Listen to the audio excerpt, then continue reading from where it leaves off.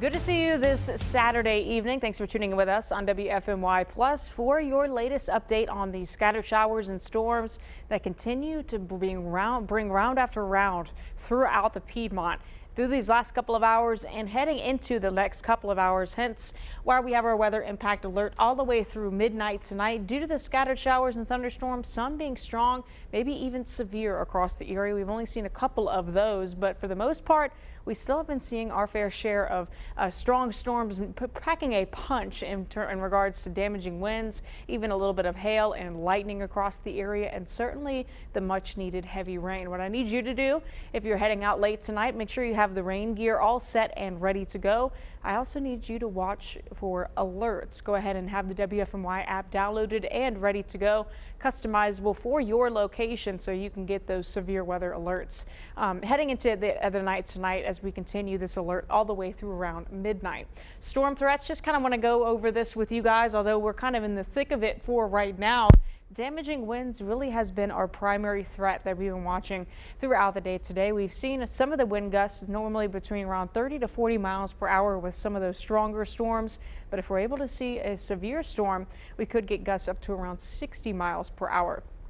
Other threats that we're continuing to watch, a little bit of hail. We've seen some pea-sized hail in some of the stronger thunderstorms across the area, and even the one severe thunderstorm in portions of Caswell and Rockingham counties just to our north. A very low-end tornado threat, not zero, but very low end for right now. Again, the other three are much higher, including flash flooding.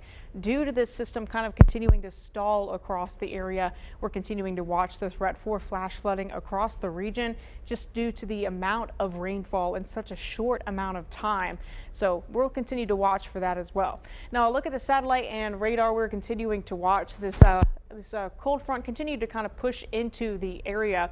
Yesterday, we were looking at isolated showers and some storms maybe well to our west, bringing in more of a severe threat. Now that line has approached our area. A look at the Triad right now. We're continuing to watch these scattered showers and storms build into the region. We're still seeing some moderate to heavy rainfall across the area with the main line kind of just to our south as well as just to our east. And we're continuing to track this. But in other places, still some moderate to heavy rain in portions of northeast Guilford County, also towards Reedsville there in Rockingham County, also in Forsyth, and also in Surrey and Stokes County as well. We're just seeing a lot of much needed rain, honestly, kind of continue to filter in across the area. I look right now at the live radar. You can kind of see here from this radar toward our east here from Raleigh. Some of the higher reflectivities here indicate some of that stronger wind moving into the area and rainfall continuing to kind of push in with this system. A lot of rainfall, even some hail possible, lots of cloud to ground lightning.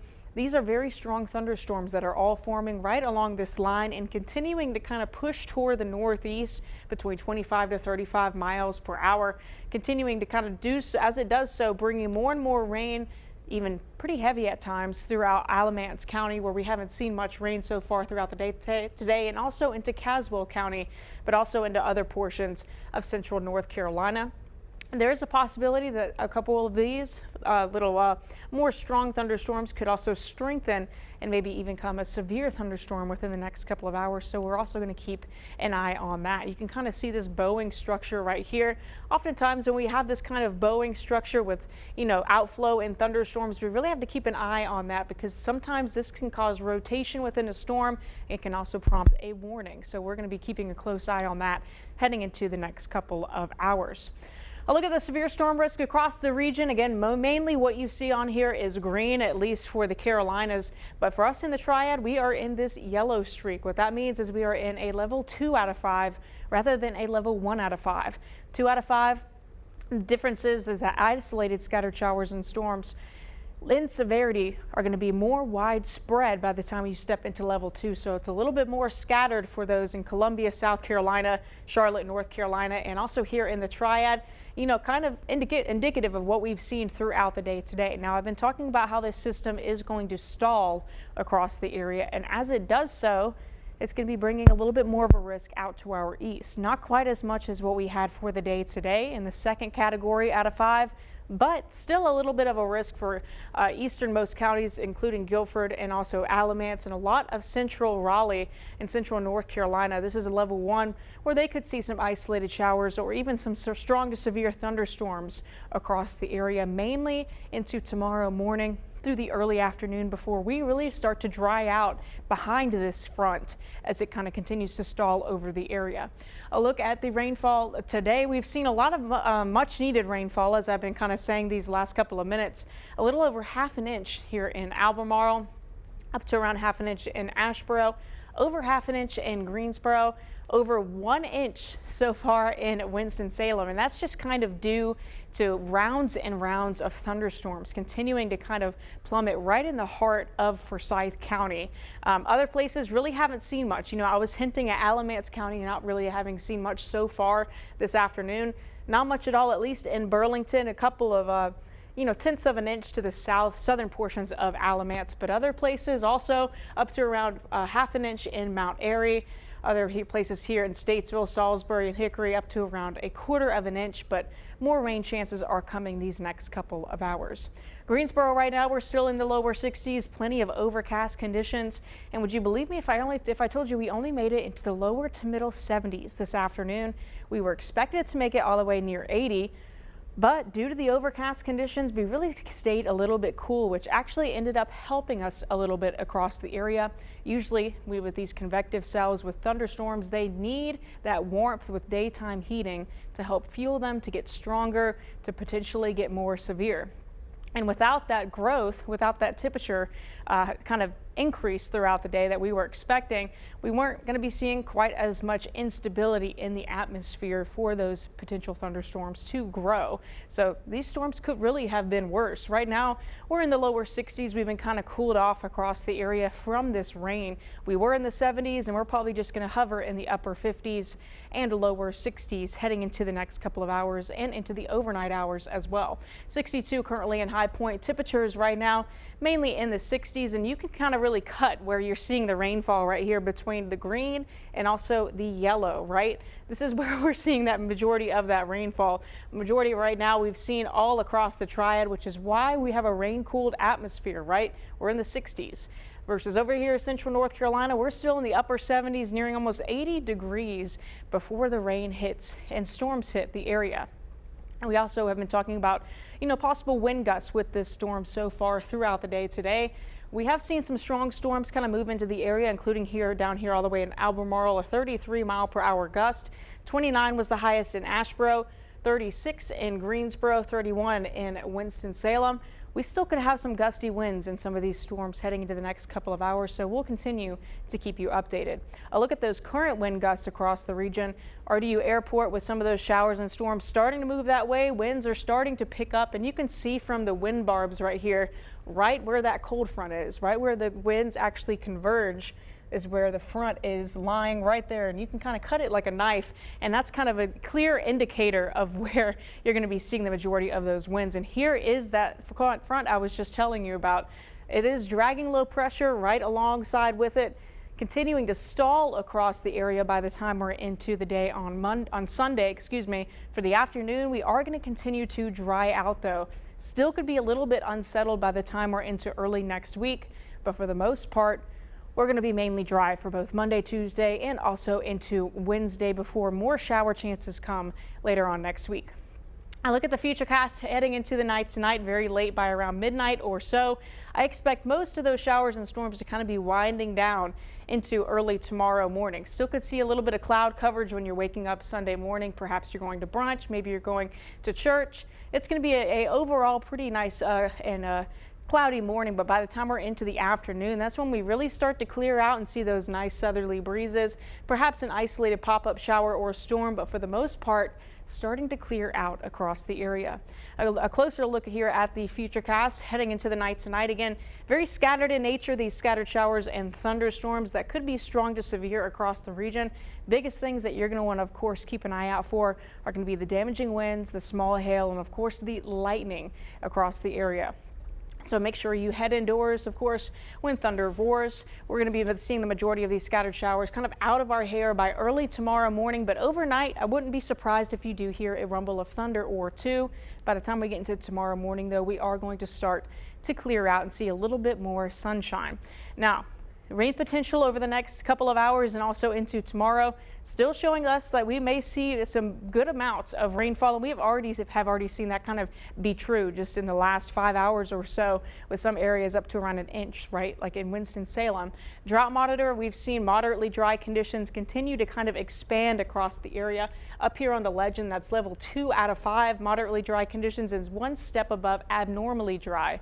And you know, it's no surprise that we're kind of in this drought region and that it has worsened, just because in these last couple of weeks we haven't seen much rain across the Triad. So any rain that we do get, which we have received over ½ an inch now, and with more coming down as we speak, and for the next couple of hours, will certainly be beneficial. For the day tomorrow, it's kind of flipped. So today has been more so on the backside with these scattered showers and storms. Tomorrow is going to be more so on the front side. Few showers, mainly in the morning. By the time we're in the afternoon, starting to dry out, and we're going to be back in the low to middle 70s. So not a washout by any means for either of these weekend days. More so just part of the day that you really need to watch for those isolated showers and storms. And tomorrow is going to be drier heading into the afternoon. And we are certainly going to dry out these next couple of days. Monday and Tuesday, we're going to be back into the middle 70s. Honestly, 70s sound pretty good. Mainly dry conditions, isolated shower or two. They're really not going to come back until later next week and into next weekend. Claire, thank you so much for explaining that to us and really going into that detail. We always learn so much from your weathercast. I appreciate you. I feel like, oh, I can breathe. Yeah, you need some water there. Right. You gotta.